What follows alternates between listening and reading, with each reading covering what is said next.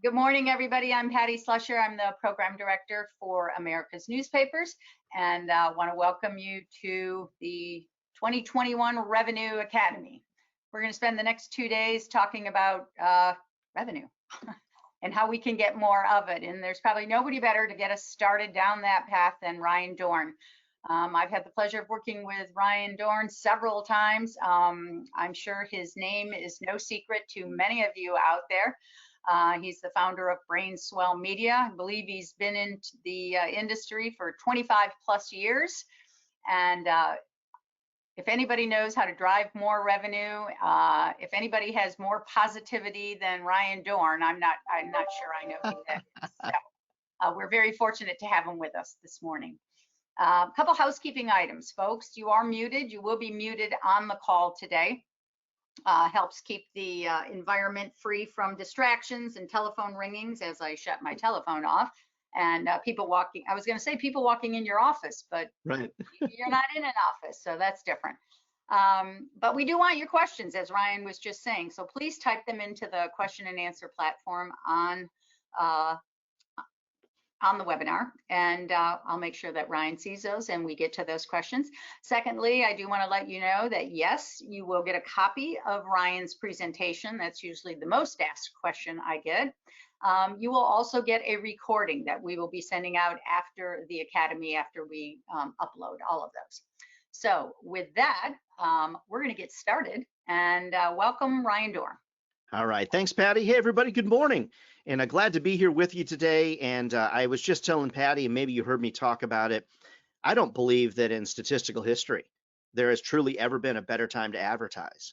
I really mean that. As people are coming out of this COVID fog, as some of the political landscape is shifting and changing, as businesses are looking to rebound or bounce back, whatever the circumstance is, rebrand or whatever they're doing, I truly believe this is an excellent time to be selling advertising. And as Patty mentioned, I've been doing this for 30 years, local and national, had the opportunity to work in local markets all across the country, and I actually received my sort of, if you will, symbolic MBA in publishing from Billy Morris here in Augusta, Georgia, when I sold a company to him and moved here, went to college in Chicago, in northern Chicago in Deerfield, and worked at WLS in Chicago. But when I moved and started working for Mr. Morris is when I really began to understand the power and the beauty and the prestige of being in the media business. And I really believe that this is an opportunity, friends, for us to launch some great revenue. Over the course of time here of the last 30 years, the last 15 years specifically, of working with companies like you, I still sell media every day. How can somebody train and talk about making money in the media business and the newspaper business if you not only didn't survive COVID, but potentially thrived through COVID? I unfortunately caught COVID in November. I'm sure it was on last November, one of my trips to work with groups. And it really kicked my tail, but we're recovered and we're bouncing back. And some 500 magazine and newspaper titles later, 30,000 ad reps I've had the chance to train, 350 hours of virtual training last year, $500 million in revenue impacted. I think we've got some great ideas that you're going to be able to launch pretty darn quick. So here's kind of my path of getting here today. I've really done nothing other than media. Right in college, 19 years old, first job was in sales at a media company called Vance in Lincolnshire, Illinois. I'm an Iowa farm boy, and I moved south, and boy, was it a smart decision. It was cold this morning when I talked to my dad in eastern Iowa at 24 degrees, and here I sit waking up this morning at 50 at 50 degrees. I like ad sales so much, and I love the advertising business so much that this is actually my license plate. People say to me all the time, what is AD sales? What is AD? And I'll say, are you a business owner by any chance? No. If they say yes, then I'm selling them an ad right there in the parking lot. That's how much I love the advertising business. Hey, friends, if nothing else, when we're done today, let's make sure we all get connected on LinkedIn. All of us on the call should all get connected on LinkedIn so that we can share ideas and bounce revenue ideas off of each other. So the ideas I'm going to share with you today are really provided as a service to you. Thank you to America's Newspapers and Patty, everybody, for having me here today. But these ideas are not necessarily meant to imply an endorsement specifically of a product or service. What I'm going to do, I'm sure there's multiple vendors, multiple sponsors of America's newspapers that do some of the things I'm going to share today. What I'm going to share with you is the name of the partners that I'm familiar with. I'm sure there's others. So just recognize that as I give these to you, it's not Ryan Dohrn's personal endorsement per se, as much as it is, hey, find a partner that can help you with these ideas. And basically all the ideas today that I'm going to share with you could be launched for less than $1,000 in any market, large or small. So here's the spoiler alert. If you stick with us today throughout the whole presentation, I'm going to share with you today about $1.2 million in ideas that are coming up. Now, can you make all that money? I would say that if you did it right and you launched all 21 ideas, I think it's higher than that. But here's what I would suggest to you. Find an idea that you like and sink your teeth into it and make it happen. Don't try to do 10 things. Try to do one thing well. Last little caveat before the ideas. Some of the ideas I'm going to share with you are from some of my magazine customers. And you're going to see it and you're going to say, oh, it's a magazine. I'm in the newspaper business. Be open-minded. There is not one single idea here today that will not work for your newspaper, large or small. And I'm going to give some examples of small papers, large papers, small magazines, big magazines. We're all publishers together, and we just want to make some money, right? Who likes to make some money? All right, here we go. 21 ideas. We'll roll through them. As you got questions, chat them across, and we'll weave that in. Revenue idea number one. Recognize, friends, that self-service sales is not a replacement for your salespeople. Instead, self-service sales is helping advertisers help themselves. So vividly important to recognize that 80%, friends, 80% of potential customers desire to get 100% of their information about your product offerings from your website. Yet when I go to look at the website and took a random sampling of folks that I even see here today, some 60-some% of the newspaper websites I went to today had limited or no information about advertising on your website. Basically, it was interested in advertising, call Bill Smith, call Bonnie Jones, and their phone number and email address. 44%, friends, of buyers are going to want to identify their own solutions from our friends over at Sparks IQ. How about this? 86% of buyers out there, advertisers, buyers of our products, said that they would rather visit the dentist than talk to a salesperson. What we're doing in the newspaper business, I see it all across the country, in towns and communities large and small, is we're making it hard for people to buy what we have to sell. We're making it really complicated. Let's make it simple. People want to research about you before they talk to a salesperson. Oh, Ryan, I can't do that because if I do that, I have to explain this and I have to explain that. That's why you're getting outsold. Self-service sales is all about having a website or a portion of your website dedicated to your sales operation. Now, the next example I'm going to show you, I know what you're going to say. You're going to say, well, Ryan, I'm not Oprah Winfrey. Okay, well, I'm not Oprah either, but shouldn't we really look to the best, friends, to figure out why we're not doing or why we're not winning what we're winning? When you go to Oprah's site, one of the things you'll see is you can download the media kit right away by providing some information, which is a lead. You can very easily ascertain who the audience is, what the rates are, what the mission of the magazine is, what the editorial focuses are going to be, the contact information. There's lots of pictures. It's vibrant. It's fun. Hey, there used to be a time when making a self-service sales website was going to be ridiculously expensive. Now you can go to Wix.com or build pages on your WordPress website for pennies on the dollar to be able to show people, hey, what can we do potentially for you? Remember something now, 80-some% of people want to get 100% of the information about you before they talk to a salesperson. Now, I'm a sales guy. I sell media. That's how I feed my family, make my car payment, pay my mortgage. Friends, recognize I like to do research, and so does everybody else. They don't want to talk to a salesperson right away. So either create a separate website for your sales organization, your sales team, even if it's 2 people, or at least create some pages on the website to help your advertisers get educated. In my opinion, If you want to do it right, you look to somebody like this and you learn from the best. Don't say to me, you're not Oprah. I'm not Oprah either, and neither are your competitors, but guess what they're doing? They're doing it better than most of us. Revenue idea number 2. What is it about salespeople not wanting to talk about the advertisers that love them? Friends, think about this. One of the fastest ways to be bigger, badder, and better is to showcase your advertisers. Showcase the people that you're working with. Here's a magazine example. I think you could steal it today from John Lawrence Smith and our friends at Virginia Living Magazine.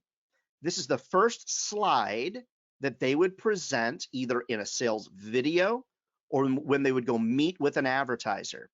When you look at this, this is all the advertisers that not only survived the pandemic, but potentially thrived throughout the pandemic. If you're not advertising with this publication, you feel like you're really left out. Look at this, friends. I'm able to say when I go to a new advertiser, let's say it's a bank, I would say, "Hi, Jill, are you familiar with Atlantic Union Bank?" She's going to say, "Well, of course, Ryan. Well, Atlantic Union Bank has been advertising with us for 4 years. Every time I call on Julie, she always says, 'Wow, love you guys.'" Friends, there's this thought process amongst salespeople that we don't talk about one advertiser to another advertiser. Well, of course, we won't talk about things that are unethical or confidential. But one of my best sales pieces of advice that I give reps all the time, talk about how much you love your customers. Help new businesses fall in love with the fact that you love your customers. You take care of your customers and you help your customers. When you look at this, friends, one of the most vivid takeaways should be FOMO. FOMO, that fear of missing out. When you're meeting with an advertiser in a post-COVID situation, which is kind of what we're calling this now, although COVID's not over, I'll just call it post-COVID to try to keep the conversation kind of linear. In a post-COVID world, a lot of local advertisers, like the advertisers you see here, almost all local, are thinking in their mind, everybody's cutting back until the pandemic's over. What does that really mean? That's actually not accurate. You have advertisers. You have had advertisers. So sing their praises from the mountaintops in everything that you do. As a matter of fact, I would suggest to you that you take an ad like this, you make it a full-page print ad, and you thank your advertisers for what they did to help you survive through the pandemic as well. Leads me to idea number 3 of 21. If you got questions, friends, feel free. I'll watch the chat box, chat them across. I'm not one of those people you got to wait to the end. Just you can interrupt in the middle with a question. Number 3 of 21. It's a program called Buy a Page, Give a Page. Love this idea. Now you might say, whoa, we don't give away anything for free. Hey, neither do I. So let me explain the circumstance. I saw this in 2 different places. I've actually seen it with some newspapers as well. I just didn't have a chance to pull their exact example. This is how it works. You run a month-long program to help struggling businesses or struggling charities. Any business that buys an ad, they can give an ad of equal size to a business that's either struggling or to a charity or a nonprofit, something along those lines. The beautiful thing about this is it does put a lot more advertising in the paper, which will put some other advertisers on notice, but it's really your way of giving back to the community. But let me tell you something, the conversation changes dramatically with an advertiser when I say, you know what we're doing this month? For every ad that you buy with us, we allow you to choose a charity or another business that's struggling to help them advertise. What are we doing in our communities to not only give back, what are we doing to help other businesses that are struggling? Here's the great part, and this is what happened in Indiana. They noticed that the advertisers were picking other businesses that were struggling. It made both of those businesses feel good about each other. Then the advertiser that was struggling realized, wow, okay, that ad actually did work. So then they came back and they bought an ad and they were able to give an ad as well. Buy a page, give a page is what it's called, or buy an ad, give an ad. It just makes you look good. Now you might be all of a sudden going, whoa, wait a minute, we're going to be printing a lot more pages here. Hey, It's a really great thing, isn't it, to say we're going to have to print more pages, we're going to have to run more ads. Get that newspaper filled with advertising, and all of a sudden that FOMO, that fear of missing out, other advertisers will begin to pay attention.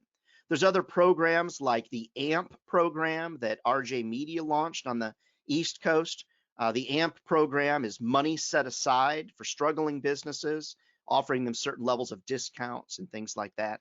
Those ad incentive programs, friends, they work really well. We did it in June and July of last year. Let's think about continuing to help people now.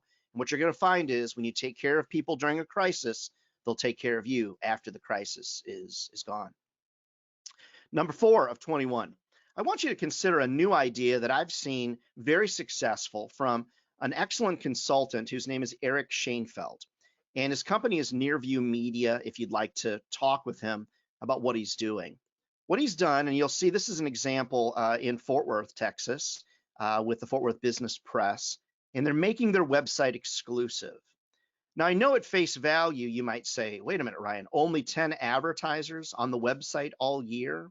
Well, it really drives that fear of missing out. It's called exclusivity. Exclusivity-based advertising is your ability as an organization to go out to the advertising pool and say, we're starting a new program. We're only going to have 10 advertisers on our website at any given time all year. If you want it, you want it. If you don't, you don't. But we're only going to have 10 rotating in all of our digital positions for the entire year.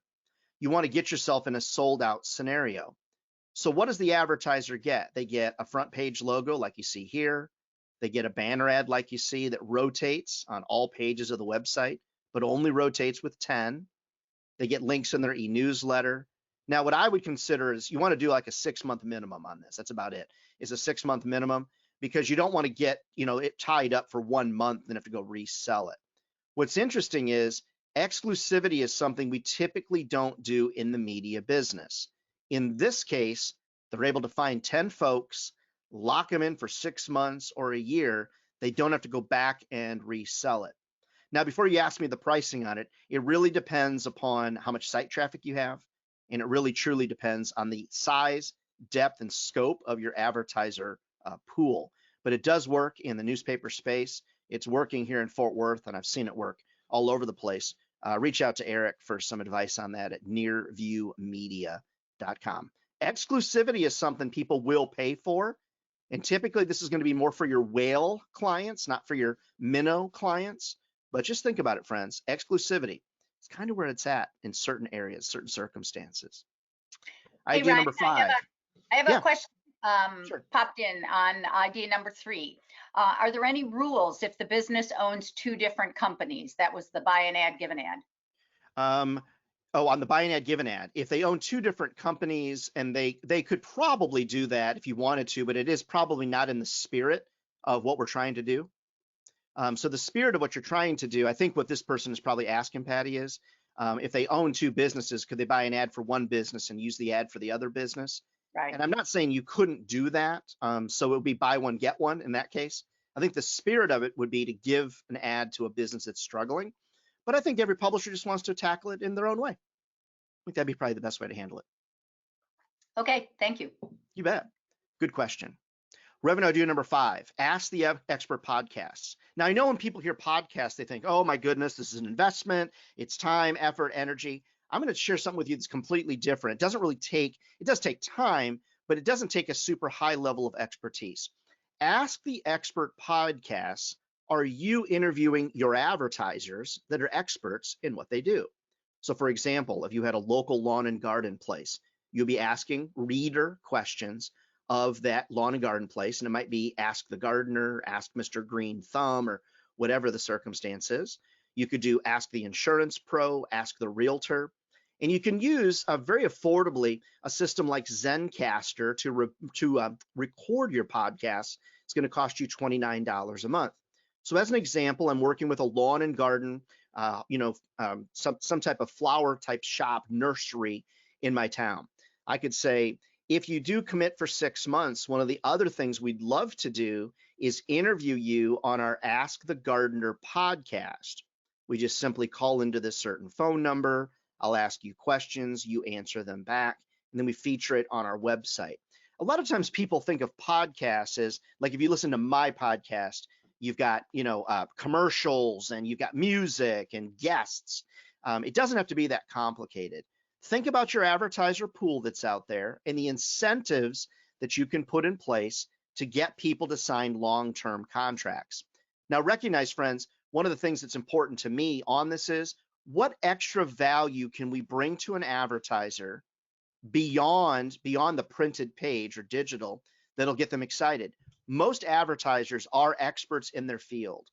So what you do as it relates to this is you come up with the questions. You could ask your readers to send them in, ask your listeners to send them in.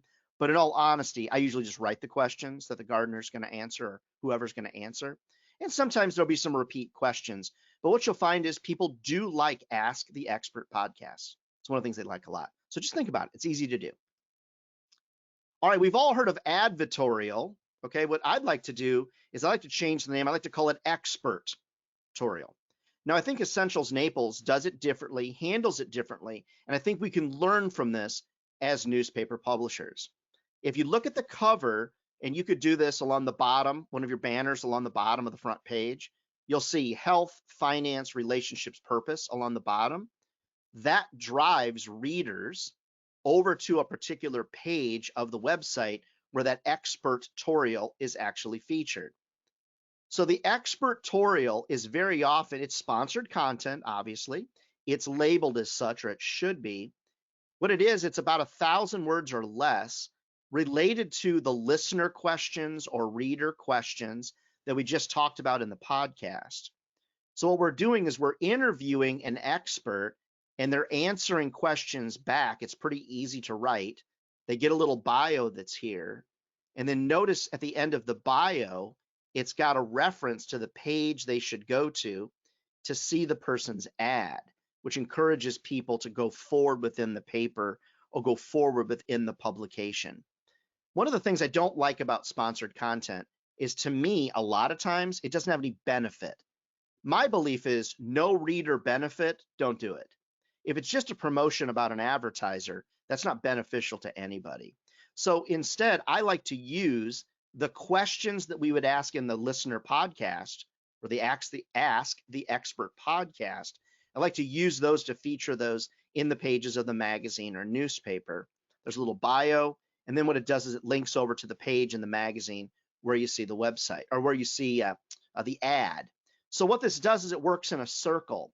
So you've got the front page mention to get to the Ask the Expert column. You've got the column and bio that links you over to the ad. If someone was to see the ad, it would link them back over to the Ask the Expert column. So it kind of works in a bit of a circle. If you add the Ask the Expert podcast into that, you got the podcast leading to the paper leading to the article leading to the ad, and then the ad leads back to the article or to the podcast. And you've got a nice publishing circle that's there. It makes for a really nice one sheet. So think about expertorials. It's really a great way to kind of spin the sponsored content story and make it really work within your publication as well. Ryan, I have a question on that idea. Sure. What do you use as a label to tell readers it's paid? So for me, I like either sponsored content or paid content. I don't think you could use expertorial or advertorial because it's not going to make sense. And from an FCC perspective, I think it's pretty darn important for us to label it correctly. I tell folks all the time, when you're labeling this, make sure that your mother or a family member would know what it meant.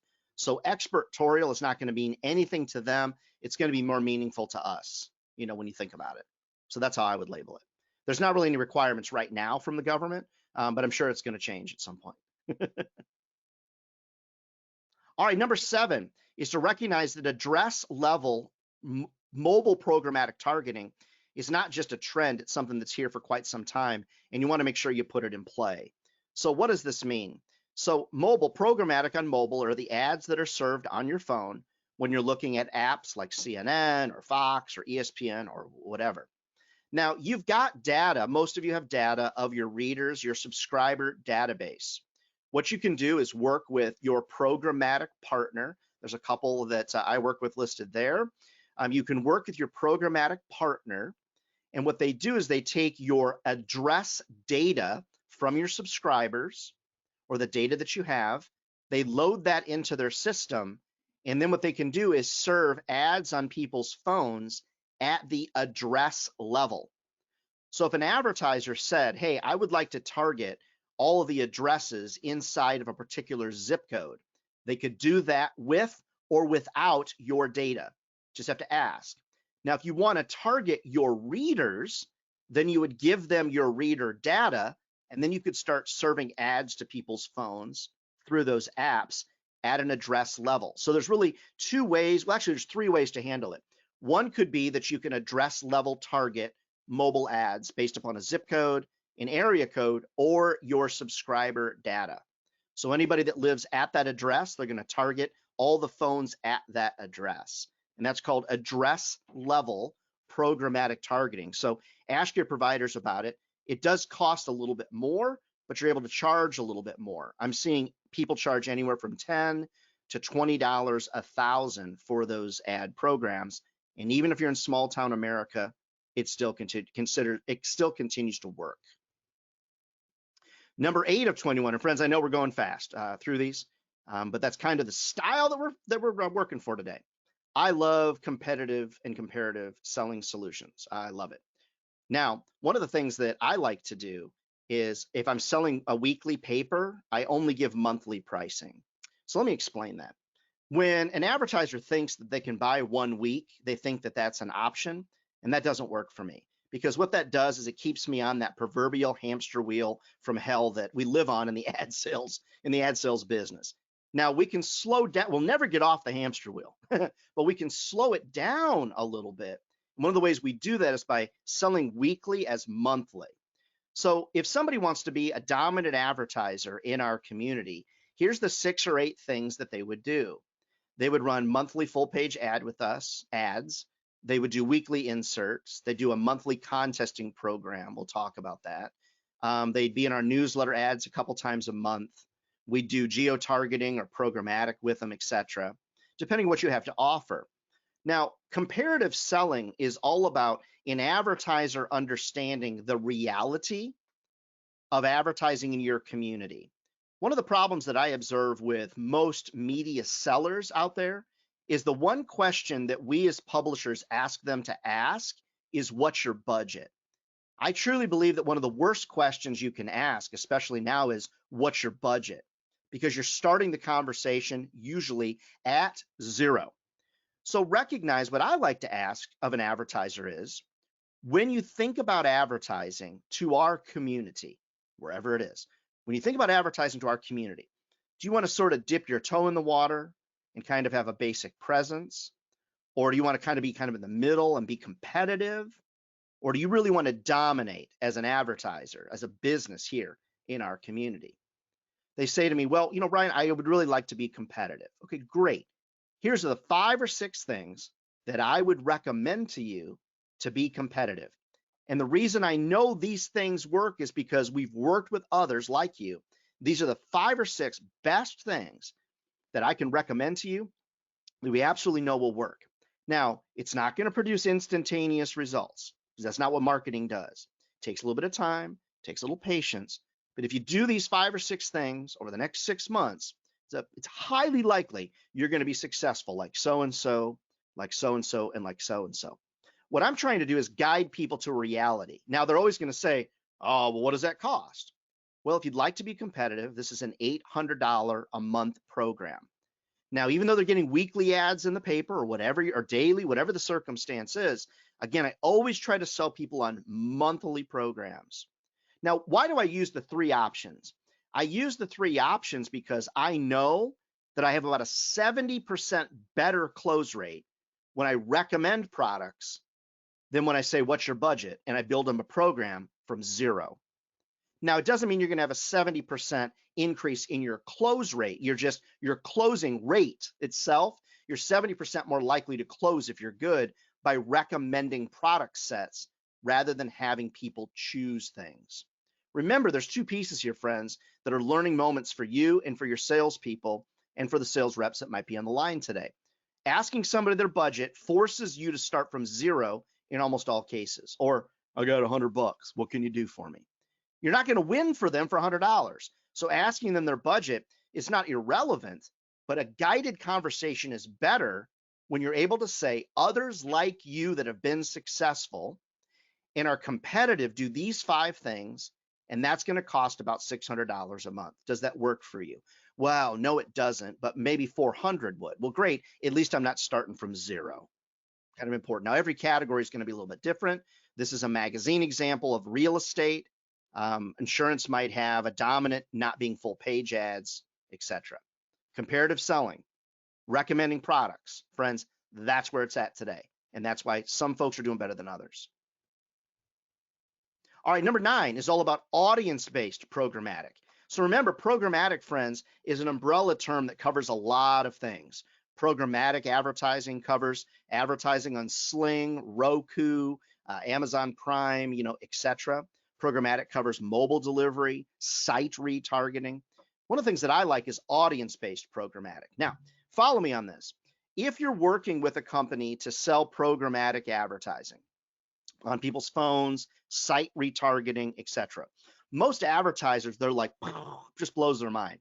They have no idea what you're talking about. As a matter of fact, just the name itself, programmatic, bad name because it's scary to people. Like, oh, what is that? Programmatic. Sounds nuclear, right? So what I like to do is, in advance of meeting with advertisers, I like to come up with a demographic audience. Let's just say, as an example, you've got 4 women-oriented retail stores in your town. Now, I choose women as an example because we want to find out what's a demographic audience that these 4 stores would want to reach. In our minds, we say it would be women, say 18 to 34 years old, that live within 30 minutes of this store. All 4 of those stores would love that demographic audience. So rather than going to an advertiser and talking about the praises of mobile ads and programmatic, instead I can go to the advertiser and say, I have defined an audience of women 18 to 34 that live within 30 minutes of your store. What I can do with that audience digitally is I can serve them, pick up your phone, I can serve them ads on their phone, I can track them around the internet, I can serve them, ads when they're looking at Cosmo on their phone or ESPN or whatever it is that they're looking at. Rather than going to an advertiser and saying, hey, we can do anything you want us to do. That's confusing to them. Instead, I go to them with a singular idea. I've defined this audience. I can put your ad in front of this audience. It even goes beyond what we can do with the newspaper. And I've already proven that they're there, and I'm proven that it works, or whatever your circumstance is. You could do the same thing with men. You could do the same thing if you wanted to with men and women. You can isolate people 100 different ways to Sunday. Ask whoever your programmatic provider is, hey, I heard this Ryan guy talking about audience-based programmatic. Defining audiences in advance, it's just a lot easier to sell. Programmatic's awesome, friends, but it's hard to sell because it can be confusing to most business owners. So make it a lot simpler. Number 10 for you is, I've really fallen in love with third-party email providers. Now, there's quite a few of them out there. One of the ones that I've worked with, it's been at our conferences for America's newspapers before, is Site Impact. Now, the third-party vendor has got email lists that they can separate. They got 900 different segments that they can separate on, and they can do that thousands of different ways. So you're able to go to an advertiser and say, are you looking for people, like to an automotive dealer, which we all know automotive, we've taken, really taken a hit in the automotive space. And this is something cars.com really doesn't do. It's not they can't do it, they just don't do it, or Auto Trader. I'm able to say, would you like to put an ad digitally in email format in front of everybody within an hour that's lease on their automobile is going to be up in the next 6 months? Yes, great. We can do that for you. Now, Site Impact or someone like that, there's other vendors, are going to be able to white label this for you through you they're going to be able to send an ad through Site Impact to all those people whose leases are up on their cars. It's something that most automotive dealers don't keep track of and don't know how to do. Typically, AutoTrader and Cars.com are not going to do that. And it gets us money from those people that just don't want to buy a newspaper ad at a high frequency from us anymore. Now, you might be asking, how do they get this data? Well, were you aware that anything you buy on your Amex card or your Visa card, all that data is available for sale? They sell it all.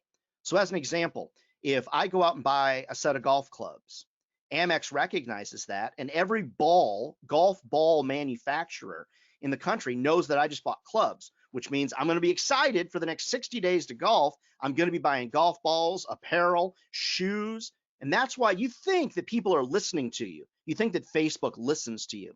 That there's not enough bandwidth for them to do that. And I know a couple of guys that work there. They don't do that.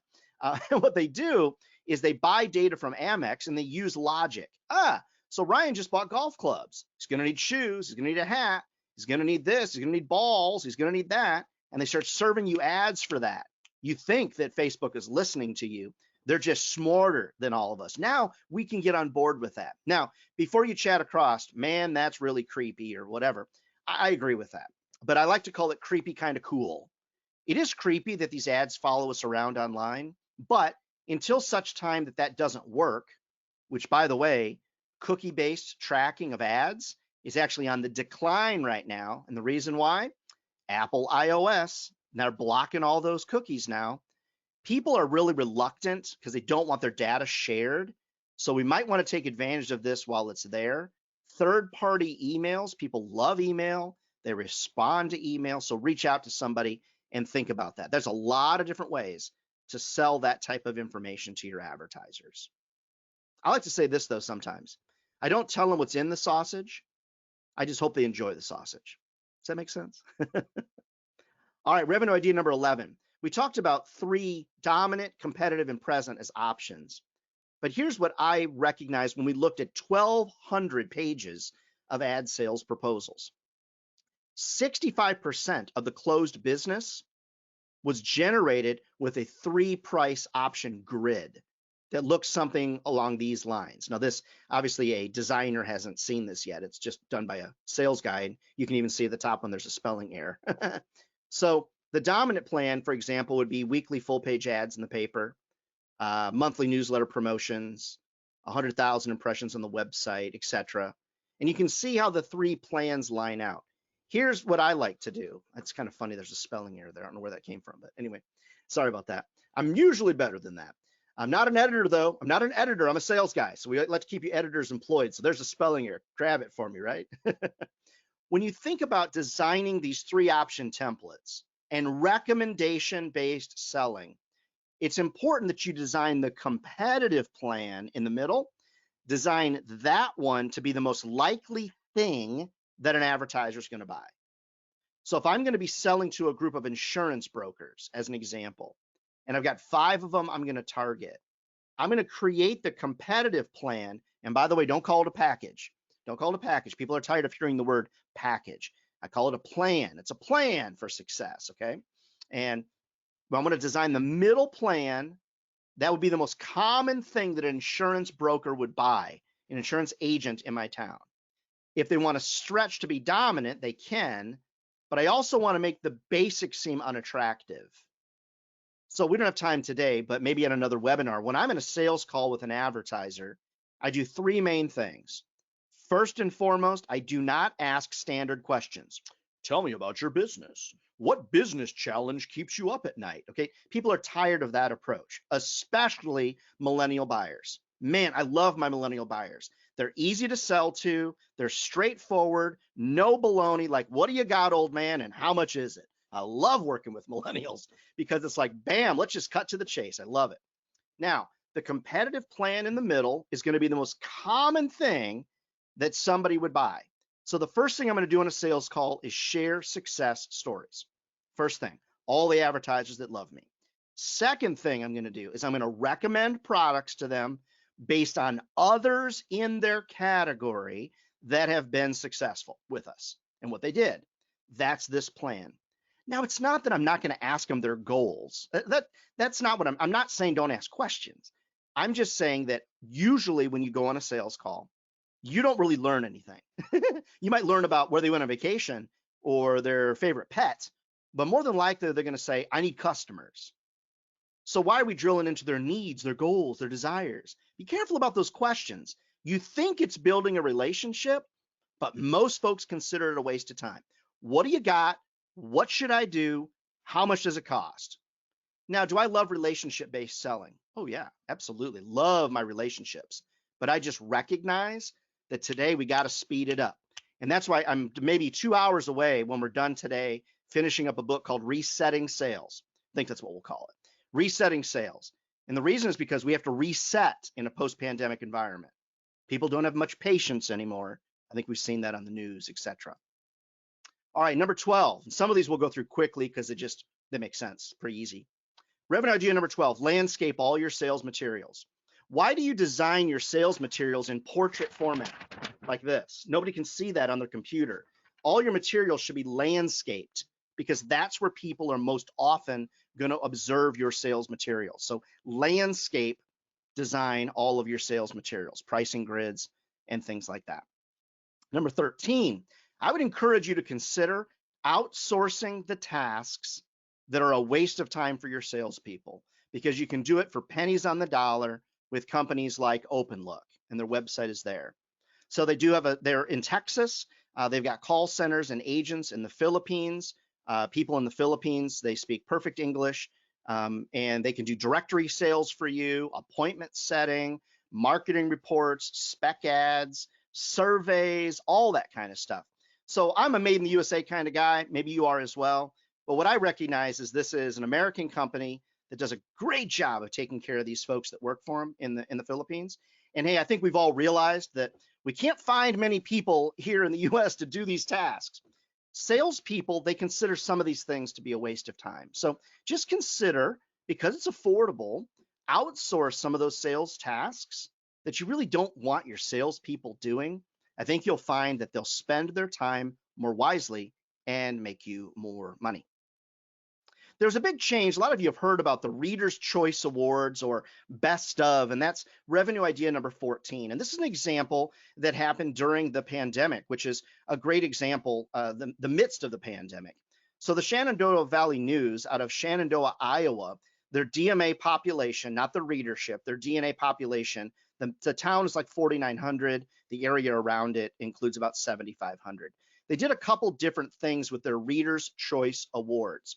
Now, if you don't know what Reader's Choice is, go check out secondstreet.com and go to their lab and you can read all about it. But Reader's Choice is putting ballots online so that your readers can vote for the best barbecue, the best car wash, the best attorney, the best furniture store, and things like that. Now, what they did that was different that I loved is they actually sold advertising space on the balloting page itself. So if there was an advertiser that wanted to get more votes and drive up their branding, they could actually buy advertising on the ballot itself. They could buy category ads, they could buy group ads at the top, they could pay for an enhanced listing. So what Shenandoah, the Shenandoah Valley News was able to do is they were able to generate $33,000 in digital revenue. They also allowed folks to be able to post on Facebook about this in advance with vote for us or nominate us, if you will, advertising to drive people to their business and to vote as well. They also did special sections, 32 pages of advertising to get people to vote. So in the end, they got 25,000 total nominations. They got 104,000 votes from a DNA population of 7,500, 33,000 in digital revenue, 18 grand in print ads, $50,000 in the midst of COVID-19. Come on, friends, who wouldn't want to do that? So what they did is they took an idea that Second Street has been doing across the country very successfully.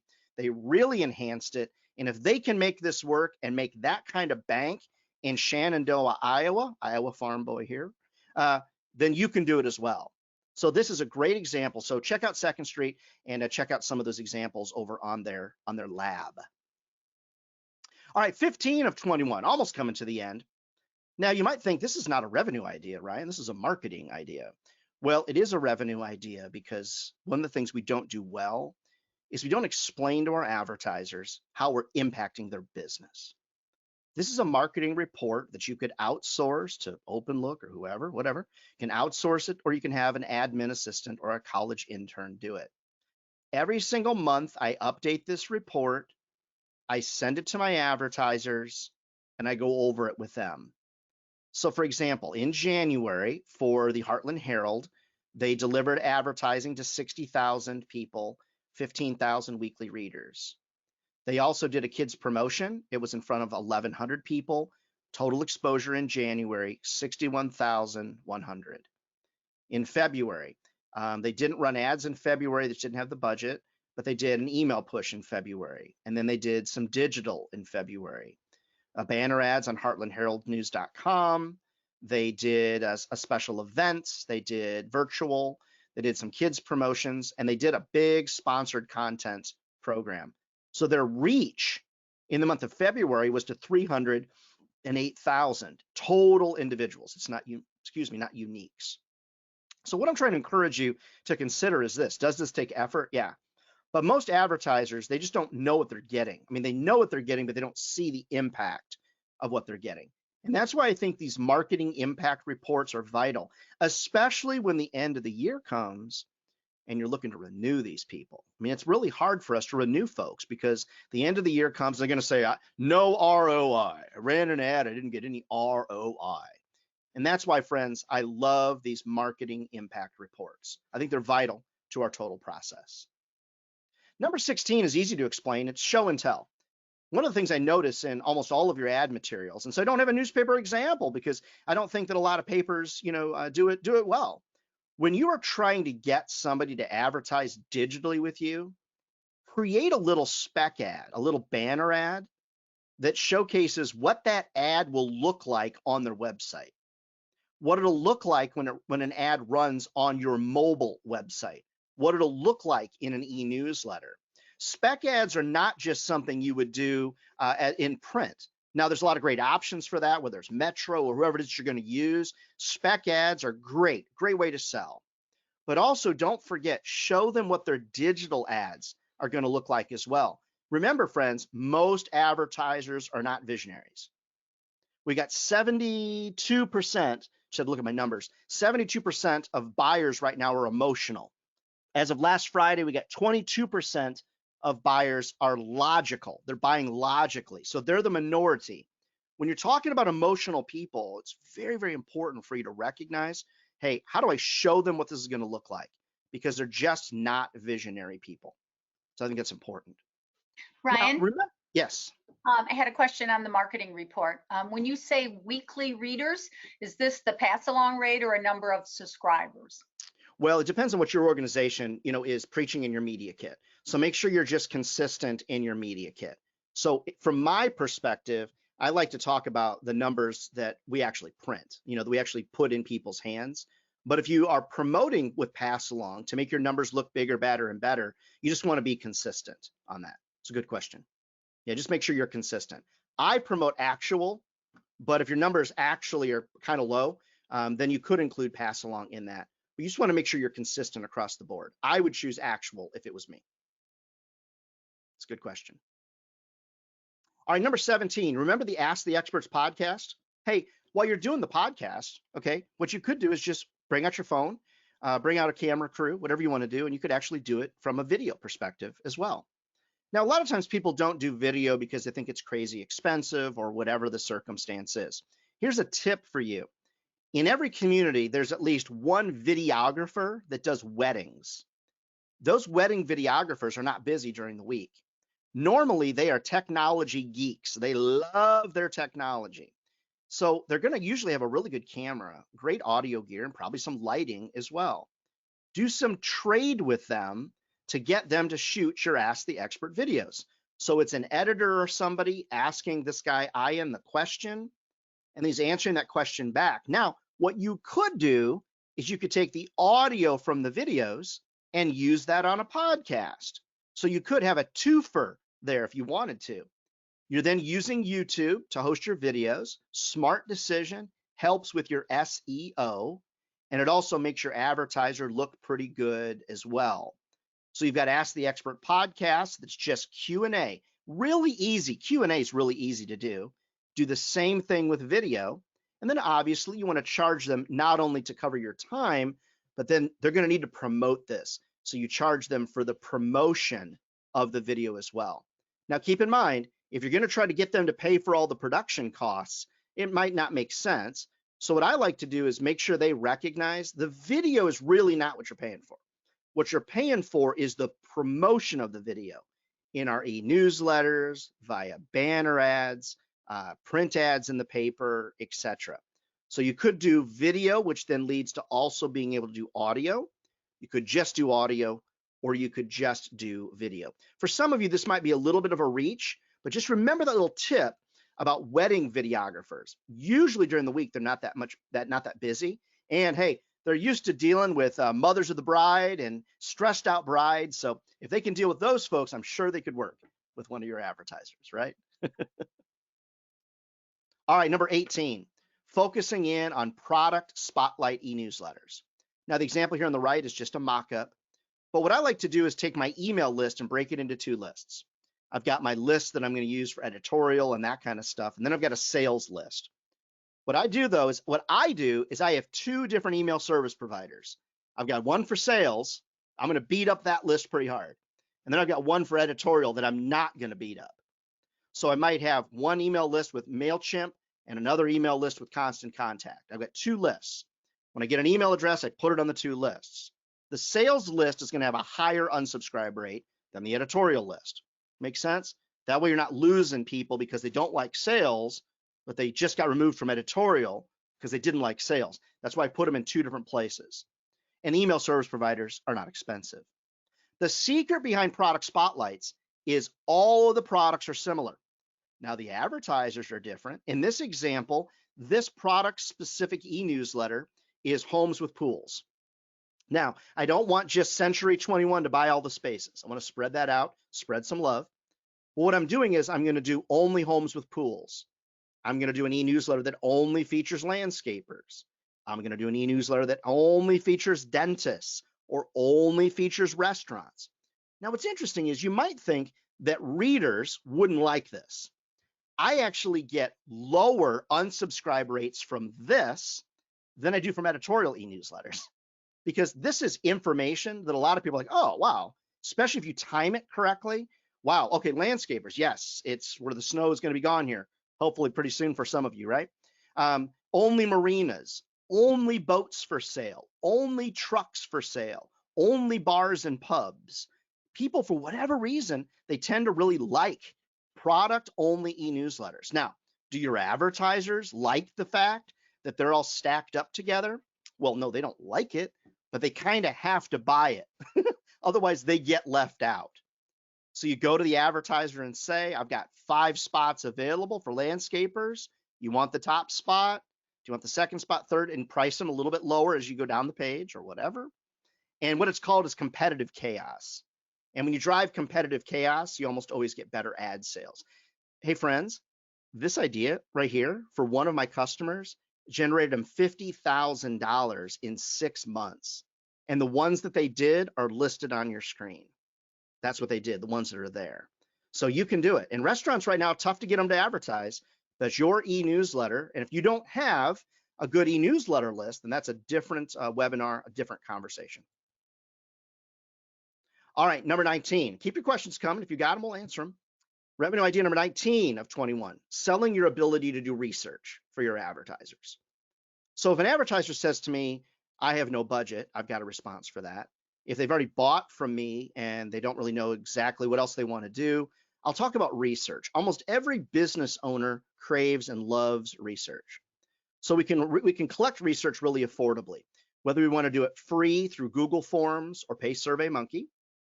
We promote the research that we're going to do for a local advertiser in our e-newsletter. 5 questions or less, super important. You also want to make sure, excuse me, that they know that it's only going to take 2 minutes to take the survey. Now, I usually make the advertiser provide the incentive. The only way that you can make this work is that gift that someone's going to win, the chance, if you take the survey, you get a chance to win, it's got to be valued at $500 or more. You can't give somebody a coffee mug, probably not enough. So $500 or more is the incentive. That could be $500 in the store. You could spread the 500 amongst 3 people or whatever. Now with an advertiser, be careful about promising big results because you're not going to get big results from a survey. And then just educate the advertiser on the law of averages. A good sample size is usually around 10% of the population. So that would be about 10% of your readership, as long as it doesn't exceed 1,000. So for example, if you have a population of 5,000, 10% obviously would be 500. So you want to just look at your reader base and talk about getting them about 10%. But the only way you get the 10% is by following this formula. 5 questions or less, $500 incentive. But you'll be amazed at the number of advertisers, especially banks and healthcare and insurance. They love their research. So talk with them about that. Use your e-newsletter list or your social media, etc., to drive responses to a survey. Now, somebody's going to ask, what do you charge for that? I mean, it really just kind of depends upon your market, your circumstances, but in most mid-sized markets, a survey is going to cost around $1,500, to run. And your cost to launch that is going to be about 3 hours of somebody's time. So it's a pretty good margin on selling research. A lot of you just don't think about it, but research is real popular. Ryan, all right. Yes, ma'am. Quick question on idea number 18 on the emails. Can you speak to how many emails were sent out at that and over what period of time to make up the 50K? Yeah, so they were sending out 2 product spotlights a month. And they were selling each of their spots inside of the e-newsletter anywhere between $500 and $800 per advertiser. So each of the product spotlights, depending upon the exact price mix, were generating anywhere from $2,000 to $3,000 per email blast. And the lists were right around 5,000 is where the lists were. So if your lists were lower, then that's what that would look like. So it was over about a 5-6 month period of time, but you can get away with doing a couple of those a month and still be pretty darn successful. Sometimes I have clients that do more than that as well. It's a good question. Thank you. Yeah, of course. Now, you might have an advertiser that is just really just wondering what it is that they're going to do. So one of the things I saw in North Carolina at our state media is they've got a sponsored section that's called Meet the Makers. And what they did is they went out with a video camera and they interviewed artisans, people that make really, really cool things. Then they went, for example, here, the one you're seeing on your screen here was sponsored by an electrical co-op. Electrical co-ops are tough because it's kind of like, what are they going to advertise? Electricity? We power you up. So what they did is they realized that they provide power to these really cool artisans. So what they did on their website is they did a sponsored piece where they interviewed artisans in their area, and then Electric Cities of North Carolina sponsored those videos. They called it Meet the Maker. The advertiser got banner ads on the website. The advertiser got their name mentioned in the video. And then as we scroll down the screen here, what you'll see is they also got a little bit of an advertorial, if you will, write-up on the website as well. So there's a lot of things you can do around your community. And this is a unique advertiser experience. So if you've got an electrical co-op, they've got money to spend, consider something similar to this, because it's tough to get those folks to advertise because, quite honestly, they don't know what they're going to advertise. But in this certain time and date right now, showing support for artisans in the community could be vividly important. All right, last but definitely not least is idea number 21. And that's really all about promotions. And one of the reasons I bring this promotions up again is not to promote Second Street, but just to make sure that everybody realizes that we're talking millions of dollars, friends, every year in promotions. Whether it's voting on hot products or new product voting, or it's like, a body shop of the month, or, products of the month, or best of the best, or hometown heroes, or incredible kids, or right now, maybe an online teacher of the year. The promotions that are out there are generating millions of dollars, friends, for newspapers large and small. And the commitment for most papers is going to be negligible in the end based upon the money that you make. So it might seem like I'm just making some big pitch for them. I'm making the pitch for them, friends, because I see my customers making money. If you're not making money, there's something that's amiss, because promotions are everything, especially as we try to sell here in this post-pandemic world. So here's what I do, friends. I post all this kind of stuff online all the time. So if you're on LinkedIn, love to share more stuff with you. If you're a Facebooker, follow me over there. And if you're a tweeter, I'm not real big on Twitter, follow us there. But friends, our goal here at America's Newspapers is to help make you money. And that's my mission as well. So Patty and Dean, Greg, everybody, thanks so much for having me. And as you know, I'm a big fan of America's Newspapers, and I'm a big fan of making money as well. So thanks for having me today. Awesome. Thank you. I was furiously writing down ideas. I think I was already writing fast when we got to idea number 3. And the other thing I want to say is it makes me feel good, Ryan, that several people and companies you mentioned are members of ours. And in fact, Second Street is going to be presenting tomorrow. So Liz Kreider Awesome. with us. And that's another hour of money, money, money. So exactly. That's great. I'm glad to we must have had a good group together, because all of you talking about making money are talking about all the other people that are going to be here too. So I really appreciate your time, your efforts, all the work you do for all of us, your generosity with America's Newspapers, and helping us out with our training and getting help and information to all the newspapers out there. You bet. And I look forward, Patty, I look forward to seeing everybody live real soon. So I'm ready to get back to it. Yes. And maybe we won't be hugging, but at least we'll be fist bumping, right? Well, I don't know. I'm looking forward down the road to hugging, Ryan. There you go. I'm not so much about elbow pumps and stuff like that. So whatever. There you go. Folks, our next speaker, Mike Martosha, will be up in 15 minutes. We'll start at 11:15. So go refresh your coffee. We'll have a little longer break after Mike. We'll have a 45-minute break. And don't forget, you will get copies of Ryan's presentations. You'll have recording. I had a very nice compliment from one of our participants, Ryan, that just said, incredible. Thanks. My pleasure. Yeah, my pleasure. My pleasure. All right, Ryan, stay safe and be well. Will do. All right. Take care, friends.